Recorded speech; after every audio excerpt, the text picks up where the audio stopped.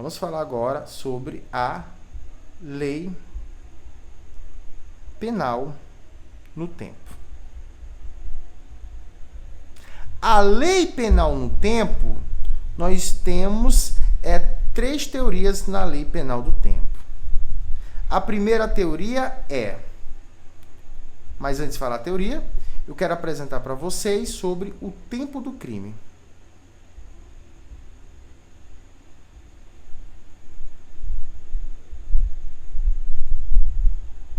Senhores, sobre o tempo do crime, eu não vou apresentar primeiro logo o tempo do crime. Bora lá. Quais são as teorias na lei penal no tempo? Nós temos a teoria da atividade, ou que muitas questões, provas, chamam de teoria da ação. De vez em quando cai essa pegadinha aqui, né? Muita gente incrível que pareça. Existe também a teoria, deixa espaço, por favor, bastante espaço. Teoria da, vamos lá, ubiquidade. Existe também a teoria da ubiquidade, que pode ser chamado também de uma teoria mista ou unitária. E também existe, por fim, a última teoria, que é a teoria do resultado. Que é a teoria do resultado. Ou seja, veja bem, eu tenho uma teoria da atividade, que é da ação, tem uma teoria da ubiquidade mista ou unitária, você tem que decorar, e temos a teoria do resultado. E o que seria a teoria da atividade da ação? Simples. É praticado o crime ele é praticado como? Na ação ou omissão. O crime é praticado na ação ou omissão. Agora isso cai bastante em prova. Por favor, decore. Isso independendo do resultado. Veja bem, independendo do resultado. Tá até de branco. Então, o que importa para a gente é a conduta praticada no momento da ação ou da omissão, independendo do resultado. Ou seja, é ação, é omissão, é o que era a atividade, é a conduta do agente é o que importa. E a conduta ela pode ser ação ou omissão. Tudo bem? Também temos a teoria da ubiquidade, que é mista ou unitária, a qual ele vai nos ensinar que o crime ele é praticado. O crime ele é praticado onde? O crime é praticado, segundo essa teoria da ubiquidade, na ação ou omissão, que é a conduta, né? Bem onde deveria se produzir o resultado.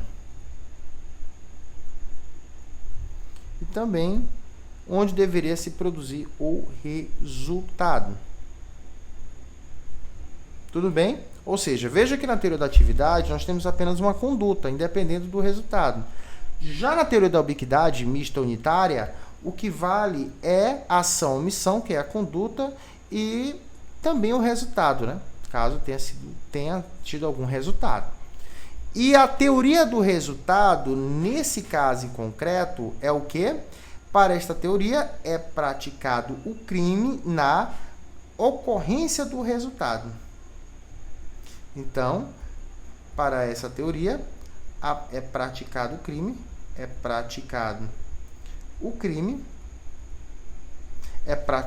o crime, onde? Vamos lá, no resultado.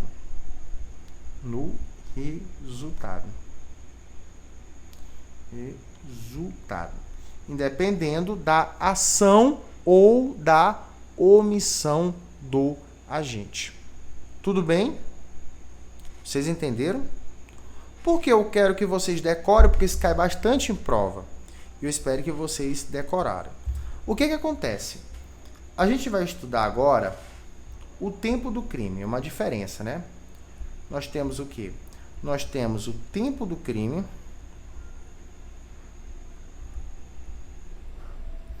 e o lugar do crime. E temos o lugar do crime. E, gente, eu estou sentindo que vai cair na sua prova. Sempre cai. Sempre cai. O que seria tempo do crime? O tempo do crime, ele é o que adota a teoria da atividade ou da ação. Ou seja, no tempo do crime, o que vale para a gente é ação ou omissão, independentemente do resultado. A sua prova vai perguntar qual é a teoria do tempo do crime. Está lá a resposta. Teoria da atividade. O que tem lá na teoria da atividade ou da ação? Ação, omissão, independente do resultado. Por isso que você tem que decorar. Professor, mas eu não estou entendendo por quê. Simples. Quando eu falo sobre tempo do crime, eu quero saber quando aconteceu o crime. Eu tenho uma barra, vamos à nossa famosa barra, gosto de trabalhar, principalmente para resolver a questão, porque a gente não, dificilmente a gente erra com isso. O que acontece? Suponha que aqui, ó, suponha que o agente tinha 17 anos e 6 meses. Quando ele atirou em fulano. Quando ele atirou em fulano. Só que o que acontece? Fulano morreu aqui, ó. Quando Cicrano tinha exatamente 18 anos. Ou seja, Cicrano, ele atirou em fulano e Cicrano, o que aconteceu com ele? Fulano foi hospitalizado, foi internado e lá ele infelizmente veio a falecer. 7 meses depois, quando o agente que atirou, queria matar, completou 18 anos. Senhores, o agente aqui vai responder pelo crime de homicídio consumado ou não, porque ele morreu? Ele não responde pelo crime. Mas, professor, o resultado tinha 18 anos. A teoria da atividade independe do resultado. Esqueceu? Lembre que na teoria da atividade eu tenho que olhar para a conduta do agente, seja da ação ou da omissão, e não do resultado. Por isso que o agente aqui, ele vai ser considerado como o quê? Como inimputável. Ou seja, ele não pode responder pelo crime, porque a conduta criminosa dele, uma vez que a teoria da atividade ela adota a conduta, e independe do resultado, a conduta, o fato criminoso aconteceu quando era menor de idade. Então, ele é inimputável e não responde pelo crime. Tudo bem? Assim que a questão vem. E aí, vai acertar? Só estude. Enquanto existe um lugar do crime. O que é o lugar do crime? E aí nós temos o quê? Os plurilocais, por exemplo, né? Não só plurilocais. Mas eu vou adotar o lugar do crime toda vez quando eu sei o tempo do crime, mas o problema é que o crime aconteceu de um estado para outro, estado do Maranhão, estado do Pará, estado do Rio de Janeiro, ou estado, e o resultado foi lá no outro estado, não sei onde. O crime foi nos Estados Unidos e finalizou no Brasil, com resultado na China. Então veja, quando eu estou em dúvida sobre qual local, eu vou adotar o lugar do crime. Quando uma questão trazer para vocês sobre tempo do crime, não falar sobre de estado, município, município, ou de país para outro local, é tempo do crime. Pode adotar aqui a teoria da atividade. Se falar sobre locais diversos, lugar do crime. Acontece, senhores, que o lugar do crime, ele adota a teoria da ubiquidade. Por que a teoria da ubiquidade? Como você aprendeu, a teoria da ubiquidade, no caso em apreço, no caso concreto, ele vai importar para a gente tanto a ação ou omissão, quanto o resultado. Então, não é só a conduta que é ação ou omissão, mas inclusive o resultado. É essa que é a diferença. Então eu vou responder questões com vocês para vocês entenderem, porque realmente é um pouco mais complexo. Mas na resolução de questões você vai entender. O que eu quero que vocês entendam é que o Código Penal ele adotou a teoria da atividade no tempo do crime e que no lugar do crime adotou-se a teoria da ubiquidade. Existe, né, um macete, quem gosta de macete, que é o que? O luta. L de lugar do crime é ubiquidade. T de tempo do crime, atividade, ó, certinho. Veja, luta, L lugar, U de ubiquidade, T de tempo, A de atividade. Isso aqui cai bastante e vocês têm uma obrigação de aprender, de decorar e ficar afiado. A questão não é muitas aulas, mais uma vez eu falo para vocês. O segredo é a sua qualidade de estudo. Pega esse bizu e vamos continuar nossa aula. Vamos aqui seguir o nosso estudo. Voltando um pouco sobre a teoria da ubiquidade, existem algumas exceções, senhores.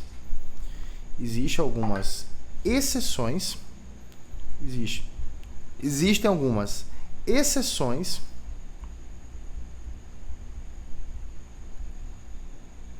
à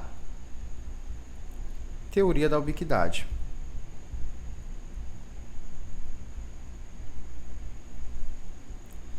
Que é quanto à conduta, né, seja ação ou omissão, e o resultado. E eu vou falar o que mais cai em prova, né, a título de prova. As principais. No caso, nós temos, por exemplo, os crimes conexos. Crimes conexos. Também os crimes contra a vida. Também nós temos os crimes contra a vida. Também nós temos as infrações de menor potencial ofensivo, de menor potencial ofensivo.